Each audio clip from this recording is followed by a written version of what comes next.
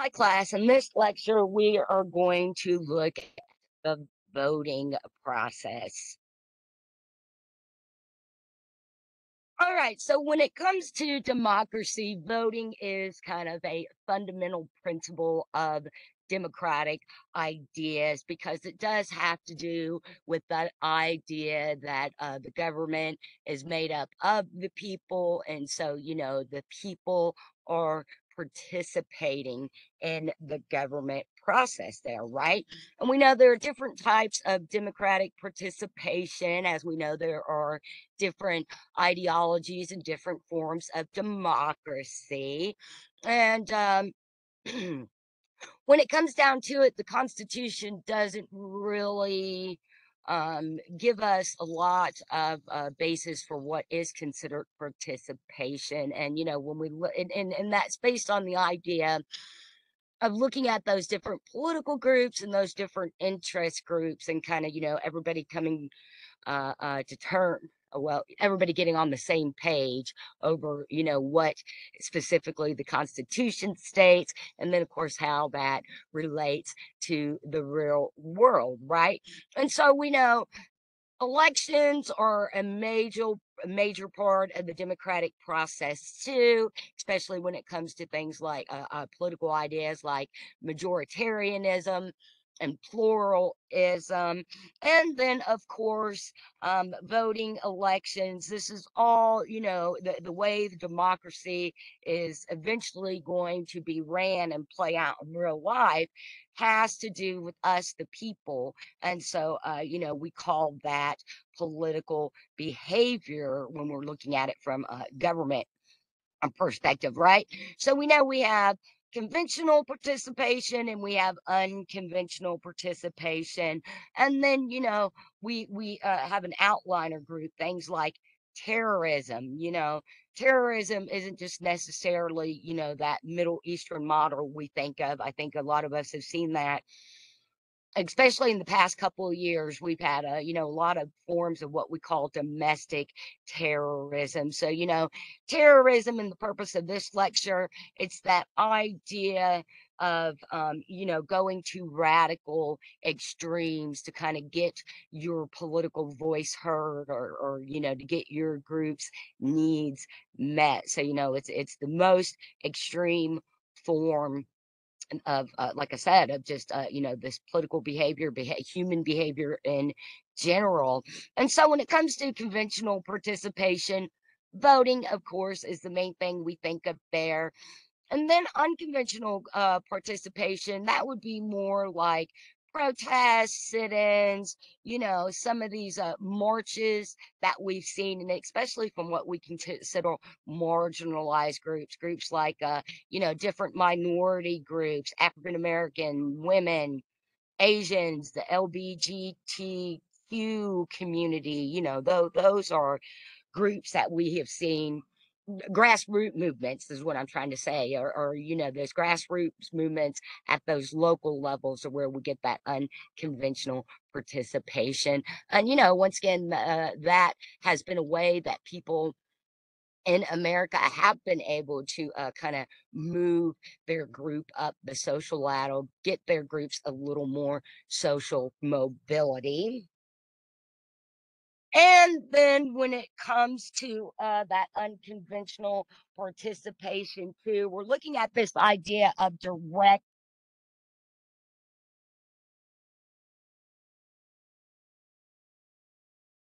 action. Direct action is that unconventional participation that involves assembling crowds to confront businesses and local governments to demand a hearing. So, civil rights, 1960s, the civil rights movement would be a good example of that. They would do sit-ins at restaurants and that were segregated. They did marches and lots of protesting. And when it comes to these type of unconventional participation, especially when it's direct action, it requires commitment uh, uh, um, by the people who are participating, you think of it more of a motivation, you have to have your group motivated to be able to make these types of social changes because if there's no solidarity, then you're less likely to have your demands met, have your not demands, that's a little harsh, right, but have needs met so that you and your group, like I said, are just exalted up that social ladder because, the main premise of democracy, or at least I think what, we tried to do here in America was make it about equality. And, maybe our founders didn't so much have that because they had kind of limited groups in many ways at the time the country was formed.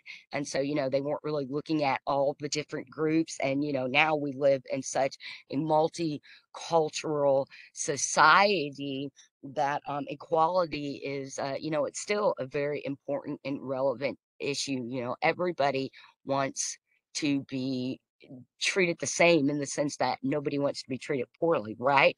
And so, as far as unconventional participation goes, direct action, we know with increased technology that that's a way to make organization easier. Facebook groups and Twitters and Instagram and I guess now TikTok. Those are all ways that people are able to reach out to others. Find that group cohesion, get that solidarity, and I would say probably now more than ever, it seems like Americans are less likely to participate in unconventional activities. But then at the same time, in the past few years with COVID and stuff, we've seen a lot of unconventional participation and people going out and doing protests and then some of those turning violent and actually turning into just all out riots and just some of the other crazy things that have been going on in our country, right? And then, of course, we have the conventional participation. And so this is supportive behavior and influencing behavior are key here to conventional. So supportive behavior is action that expresses allegiance to government and country.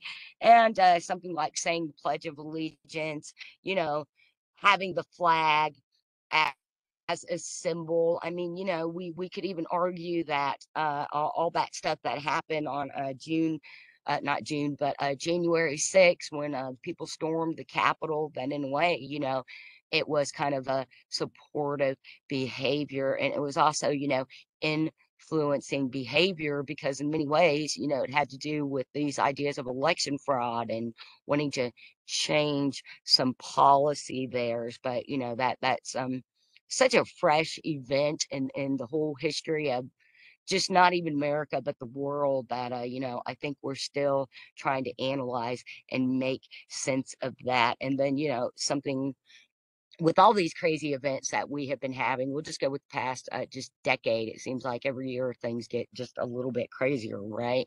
And I think, once again, it's a way of noting that we need some kind of change and people just trying to figure out how to go about doing that. And as human beings, we have these negative emotions, anger and things like that too, and that can come to ahead at times. So,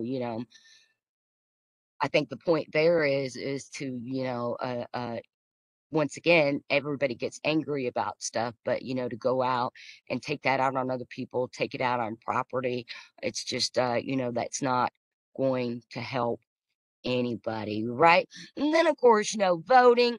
Courts, that is, of course, another avenue that we have as participants. We can sue people. I just heard a statistic or somebody saying that we spend Americans spend more than something like 63% of our income is spent on suing each other and suing other people. And it's kind of ironic. That's a little cultural stereotype too. Is but like, what's a typical American? Well, they'll sue you over anything.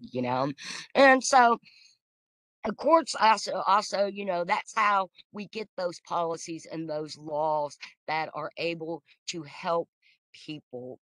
So, going about the courts, even as grassroots movement, there are ways that you can participate in the political process to where, you get laws and policy change. It doesn't have to all be about just down out, just, rioting and throwing these fits to get change. There are kind of more rational, logical ways to do that. But then, sometimes it's necessary, because I say that because I see suffrage, like women's suffrage, the civil rights movement, those groups had to do something a little different, a little radical in a sense, in order to get people's attention. But even then, during the civil rights movements, people were doing sit ins. They were going into a restaurant that said only white people can sit at these tables.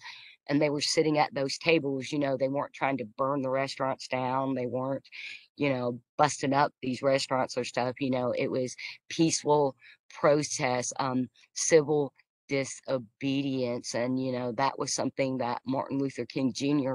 really emphasized when it comes to apartheid over in South America. Gandhi, Nelson Mandela, lots of other cats, that idea of civil disobedience of, it's not about being angry and turning back around and being violent against the people oppressing you. It's about being, peaceful. And we see that that worked. And so, maybe some of these angry groups out here today, they should, they might take a lesson from learning a little bit about history and how people have actually gotten things to change in the world, right? And so, even though we pride ourselves in America as, being a great democracy, and, voting is something that is instilled to us in childhood, when we look across the board, we see that when it comes to our, people actually participating in that process, it's not as high as it is in other countries. And I find it interesting too, just looking at this chart, that when we look at these, these countries with highest voter turnouts, disagree with their social, we call a lot of their polysocialism, but in many ways, these are countries that really are taking care of their citizens, and they don't have the social problems that we have. Now, at the same time, we can also argue that they're probably not the most culturally diverse um, countries in the world either, because they, not that they don't allow other people in, but a lot of these are, these are all European countries that have way longer history than the United States. And so they were formed long, long times ago in ancient times, whereas, once again, the United States, we're still kind of young. And in that sense, we are the model for democracy. We just haven't figured it out yet. I would, once again, keep contending that we're still a young country and we have a lot of things to figure out. And, finding that pluralistic, multicultural way that we can actually work together and move forward is, it's just tricky. And I don't even think it's tricky and is impossible. It's just change does not happen overnight, and it is going to take more people being educated, more people being aware of what's going on. And it's also going to take, it's basic psychology, guys. There's got to be some motivation, some incentive to all of us to really want to get out and participate and try to make changes. And then, in that process, you're going to fall down on your face a lot before you ever see any changes. And you know what? You may never see changes in your lifetime. So, you see where I'm going there, is that, there's not really a good motivation or incentive nowadays in many ways, and that's just once again because problems in many ways have been exacerbated, and then at the same time, we keep sweeping a lot of stuff under the rugs. And so I really would never want to be a person in politics or government. This is why you see a president and after 4 years they look like they've aged like 20 years, right? I mean, can you imagine the stress and responsibility that these people have? It's it's tricky there, and I think that's why hopefully better quality people would stand up and be a part of that, right? Because I think that's probably the biggest thing about the democratic process is that we do look to our leaders to lead us and to set those good examples for us. And I just hard to say. Like I said, we're still so new and fresh to events in history that we are living through in our life that I just wonder in 100 years what they will be saying about us.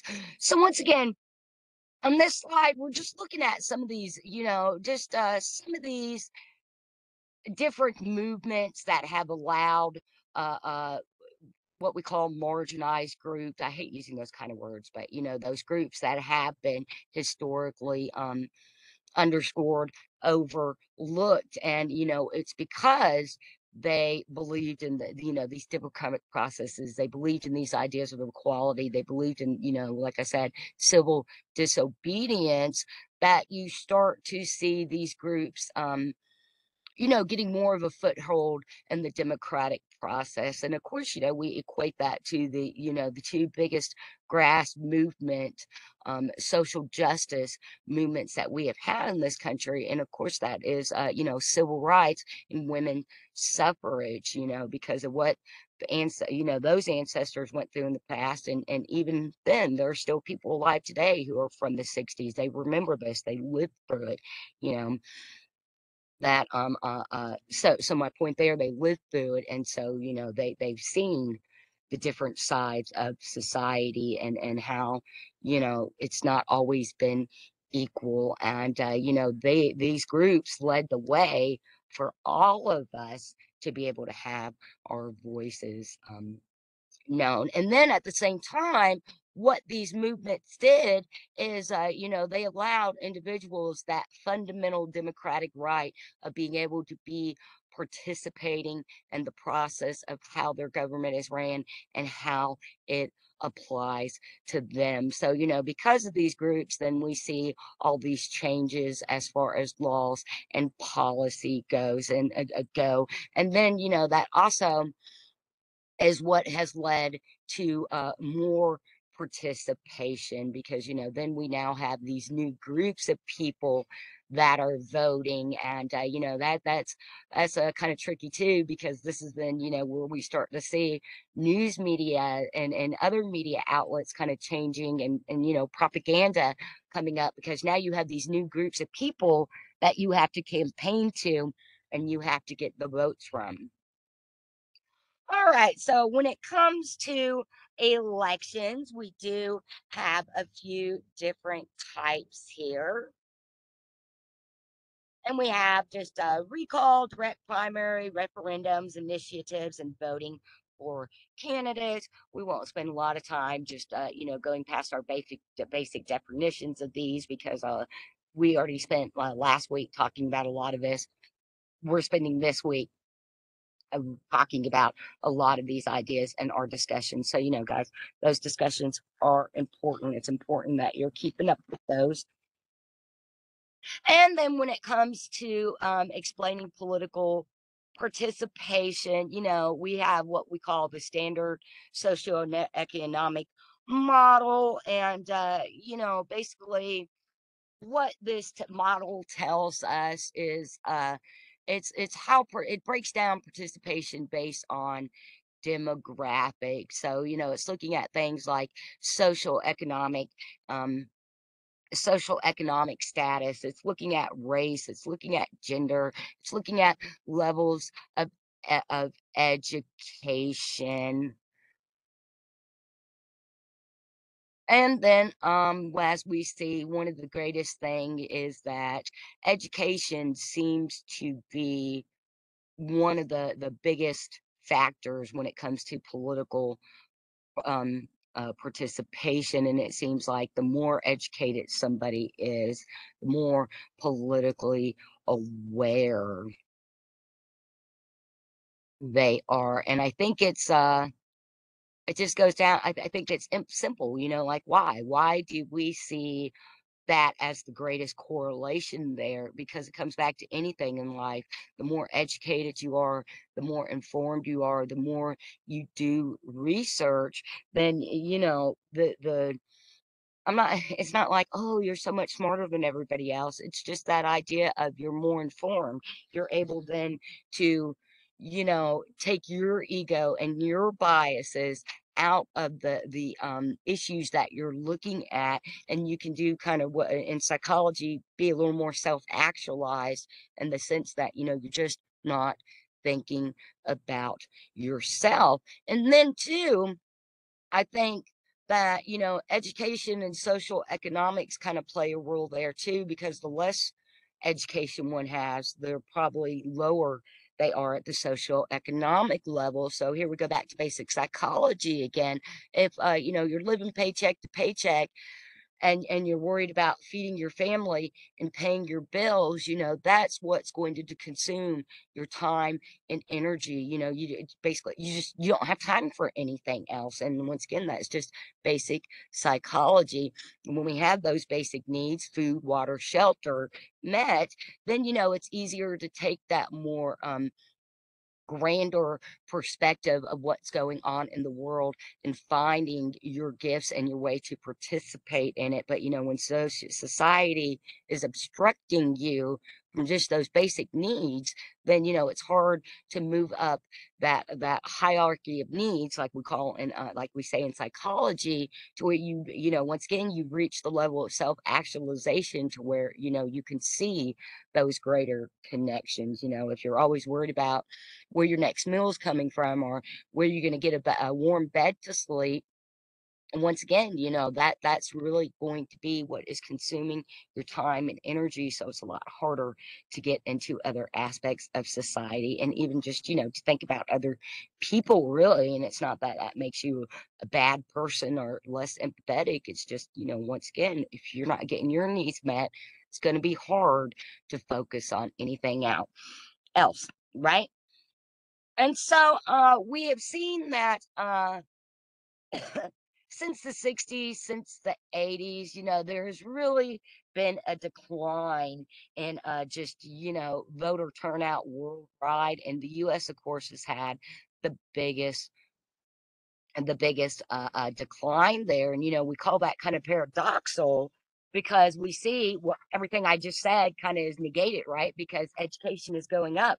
So people are having, um, their needs met. So they're not stuck at those bottom rungs of society. But yet the voting turnout keeps going down because, and I don't know. I mean, we can only speculate.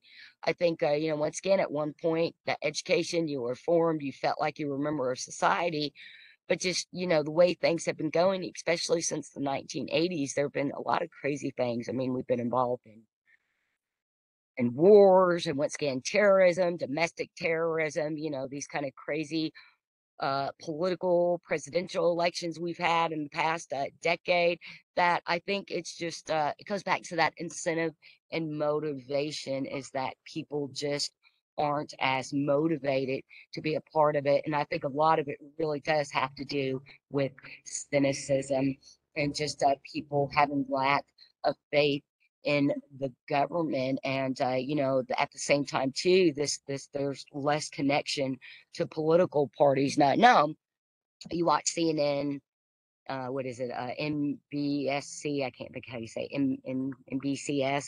Sorry, guys, I can't remember how you say the acronym now, or something like Fox News, and they seem like they really narrow in on specific groups, and even with them, they've locked themselves into such narrow boxes that they're only appealing they're appealing to less and less of their demographic affiliations there. And I think I've said this before, but it seems almost like we've seen in other times in history, that there are some realignments going on with our major political parties. And I don't really understand what that means, but I'm definitely seeing, just that. You see, people may want to be Republican and conservative, but the ideas they have are maybe not totally what the whole National Republican Convention ideas are about. So it's like, in many ways, there's not as much solidarity. And, I think it goes back to that idea of motivation, incentive. And, I think that's the problem with human behavior in general is that, how do we find one thing that motivates all of us? And, once again, we'll pull psychology in, and, the three things that motivate any animal, be it human, vegetable, or mineral, is procreation, because we all want to live and survive, right? So I mean, sex, thirst, and hunger are the three motivational things that drive, like I said, drive pretty much everything that's alive and breathing. And that's kind of tricky. How do you turn those into political ideologies, political agendas, and just trying to get people together? That might be some of the problems that ancient Greeks had. Their ideas of republics and democracies. All those orgies are what kind of killed them, because when it comes down to it, as human beings, eating so much that you're throwing up in the vomitorium and you're having these mass orgies, you're not really getting anything done. And there's still not a lot of motivation or incentive there. And then, of course, money plays a role in everything nowadays. And money and politics are so intertwined that, once again, it's things that we're focusing on that gives us less time to educate ourselves about what are these candidates, what are the issues, and then to get so involved that you're doing it at every level of society, it can end up feeling more like burnout than like you're actually participating in something for the greater good, if that makes sense. And then, of course, when it comes to our participation, participation, freedom, equality, and order, these are all kind of ideas that go together. We'll say they're like a puzzle. They're all the pieces that fit in that puzzle. That is what? It's the puzzle of, as humans, as groups of people, how do we live together with everybody needs being met, and move us forward in those positive ways? And so, here in America, we don't have to adhere to one certain political idea. We are really free. And so, once again, some of those other countries, like I said, they're not as homogenized as us. So, maybe that's why they had greater voter turnout. And it's because they don't have as many choices. And once again, that two-party system, there's got to be some changes there too. And we see them breaking down. And like I said, yeah, it'll be interesting to see how realignment goes there. But ultimately, we had the freedom to participate, and we had the freedom not to participate. And that certainly creates a dichotomy and conflict among people, right? I'm sure you guys, during voting season, that's probably a big thing you hear or not, regardless of if you vote or if you exercise your freedom of not wanting to vote, then it's the us versus them. Well, I voted, so I get to have my voice and my ideas, heard, but you didn't vote, you didn't participate, so screw you, you don't get a voice. And that's a hard thing that in our political climate, we're trying to navigate and trying to find a balance there, because once again, we're based on equality.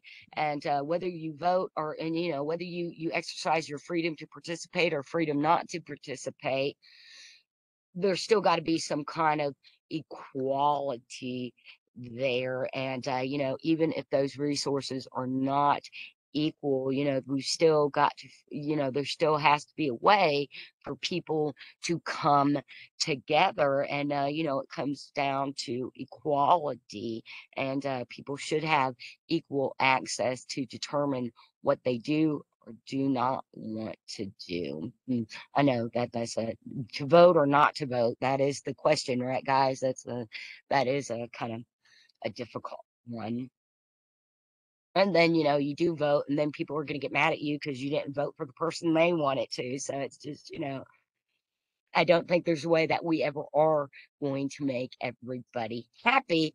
Nonetheless, we've got to find some kind of balance, or because you have to, order, because we just can't, once again, we can't run around everybody running amok. We can't have, total anarchy, because we can't have total anarchy. We just can't have people protesting all over the place, because, once again, we've got to find a way to work together. I really think that, no matter what level of government or level of society you look at, working together, it's what it's all about. And of course, we have those um those incidences in history where governments weren't about working together and weren't about taking care of their citizens. Communism is a good one, and not just communism, but Stalin and Russia and his vision of communism. For Stalin, communism was about it was about controlling the people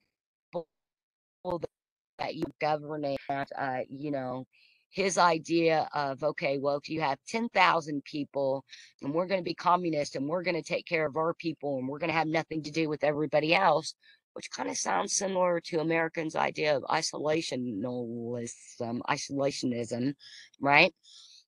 But we're going to take care of our own people. Well, where Stalin ran into the problem is that, we were already a global world, not as much as we are now, but we were already participating.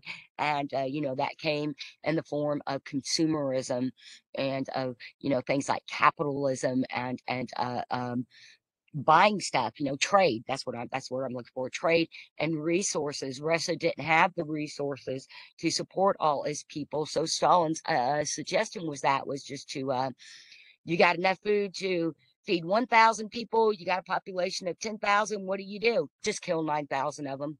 There you go. That solves that problem.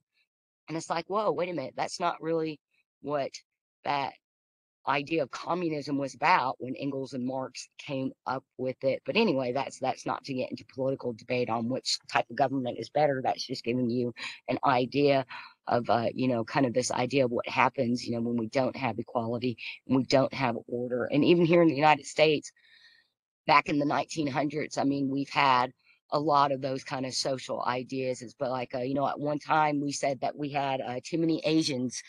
Yeah, back in the 1800s, they passed a law. It said, "Oh, we've had enough people from the Far East and the East coming into the United States," and so they made a law to where no more people could migrate from those countries.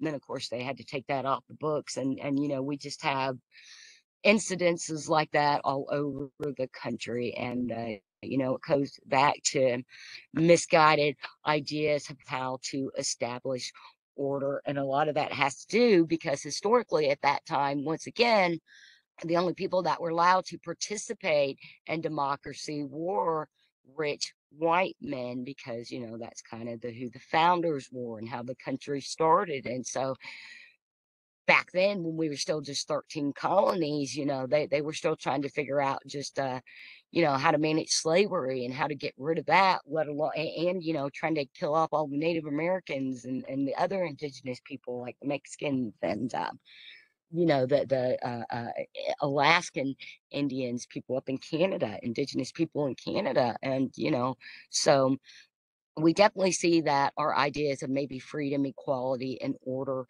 have been misguided at times. And so, we're still, once again, I think we're still pretty young in the formation of our country, because we don't quite have these ideas figured out. And then, we really don't know how to transcribe them into the real world. And so that's then when we see disorderly conduct come about. And then, sometimes when it comes into protests, we know that's the extreme, they become riots. And then sometimes once again, there's no group solidarity. So you're not just really sure what your group is protesting against. And we see that a lot in the 1960s. That was people were protesting the Vietnam War, but they were also protesting, like same group. Or here you go, here's a good example. college campuses all over the country were trying to form these groups and get these objectives met and get the government to pay attention. But you'd have, say, San Francisco, or we'll go Kent, Ohio. That's where there was a huge riot. There were students murdered, and they were protesting the Vietnam War, protesting, I mean, civil rights, protesting the treatment of women. And they're trying to maybe get prisoners' rights better, and then compounding that with just issues specific to their schools and universities. And so there are a lot of these protest movements during the 60s that they never really accomplished anything because they couldn't really get those clear agendas. And then in many ways, no matter what we're doing, freedom, equality, and order, it really does come down to, once again, guys, encouraging voting as a means of channeling political energy, i.e., motivation, incentive. And if you can't get that motivation and incentive, then you know it's hard to get that organization in that order, right? All right, so now let's get a little more into the systemized process of democracy. So I'm looking at those functions of elections, and those 4 points there. It's just all about getting those those people who are going to be the leaders, the examples, the voices for the people, finding that way to create more balance. That would be like socializing that political participation. Um, Institutional access to political power, and that is allowing everybody, anybody, no matter if you're a homeless person or if you're the richest person in America, we can all run for political office. And it's kind of, you gotta kind of have to say that a little tongue in cheek, right? Because you guys know as well as I do, run all day long if you don't have the political, not political, but you don't have that monetary, economic endorsements to actually get your name on a ballot. You're not really going to go anywhere. So once again, that's something else we see in our system right now is these big companies and these lobbyists that have money that seem to be swaying more policy making, and maybe at times it feels like there's a little less citizen participation, because it used to be the idea that the every man woman could be president. But like I said, money seems to play more and more into that. So make of that what you want there. And then when it comes to these, I don't know if I've lost one of my slides, notes here. That's okay. Basically, with this slide, we're just looking at, those two kind of magical ideologies that we kind of hinted on at the beginning. So, we have the majoritarianism, and they want, it's all about equality. It's kind of about favoring institutional behavior. So, disfavors protest. So, I would say that is probably, when we think of conservatism, that's probably a lot of where it has its roots in this majoritarianism. And then, oh wow, but even at the same time, we see it in other political groups too, both of these ideas, because even with a pluralism, they want to decentralize politics so that we do, a big thing would be get rid of lobbyists, get rid of, whoever has the most money is going to be the one that gets the policy push forward. It's allowing more participation in the government, which I think would it has the potential. Either one of these has the potential to lead to greater inequality, or they have the opportunity to help us all move forward. It just when you put people in there, how do we really know? When it comes to things like voting and challenging the establishment. We've seen in our history that conventional ways work. We've seen that unconventional ways work. And when it comes down to it, we could argue that the very formation of our American government was unconventional. And it was unconventional. And once again, there were not as many people. The country wasn't as big as that time, so it was a lot easier for people to get on board and to participate. But now we become this multicultural country. And I think because of, we'll talk about this in our next lecture, but with the influence of media, big companies being given the same rights as us as citizens, that people are a little are just not as interested nowadays. And that growing cynicism of looking around and being like, "God, what's going on with our country? Our country used to be so great, now it's not." And the reality is that just like any other thing in history, be it our country, be it us as individuals, be it our family. There are good things that have happened in the past, and there are bad things that happened in the past. And I think our challenge in the future is, figuring out, coming to terms with all of that, and getting that greater balance, so we find those ways to move forward. And not just unconsciously, but in conscious, responsible ways that are honoring ourselves and honoring the other people that we share this country with. And whether we like what they think or they say or not, we've got to remember that it takes all kinds working together. And of course, we can argue that because, once again, I always think hate speech, these people who just want to, spew stuff just because they're mad or angry. It's like it doesn't help anybody. But, there are ways to not feed those people so, they can sit and spew hate speech among each other all day long.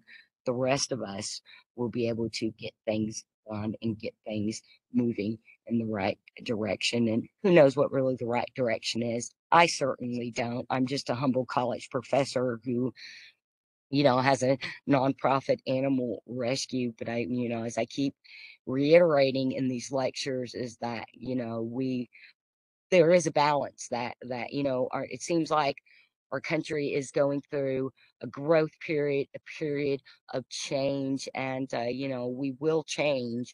And being able to do that in mindful ways that helps us and helps everybody is always, I think, the best course of action there. I guess I'm a little more on that civil disobedience kind of civil rights type way of thinking about it. So, all right, guys, that wraps up our lecture on voting. And just a good little overview of that to supplement all the other stuff that we're doing in class next this week. Next, sorry, I said next because I was saying next, we're going to talk about the media's influence. So make sure you watch that video. All right, guys, reach out for anything if you need me. I'm here for all of you. Thanks. Bye.